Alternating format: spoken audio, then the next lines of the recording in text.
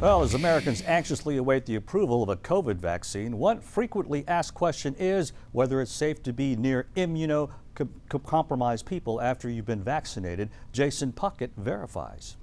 Many of you are thinking about getting a COVID vaccine and wondering if it's safe to be near immunocompromised family members or friends afterwards. So let's verify. If I get this COVID vaccine, can I give COVID to an immunocompromised person?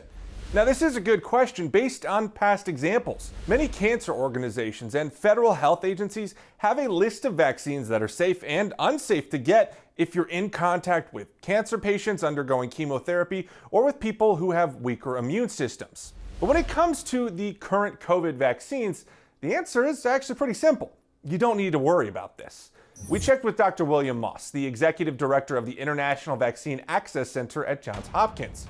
He told us, quote, "None of the current vaccines are replicating viruses, and these vaccines cannot be transmitted to someone else," end quote. The Department of Health and Human Services and CDC backed this up. They explained that there are multiple types of vaccines. The ones that have a low chance of spreading to an immunocompromised person are called live attenuated vaccines. These use a weakened form of the actual virus to cause your body to build up defenses. But the current COVID vaccines are different types. They're called mRNA vaccines. Now, these don't contain the virus and can't be spread to anyone else, period. So back to the question. If I get the COVID vaccine, can I give COVID to an immunocompromised person? No. With your Verify, I'm Jason Puckett.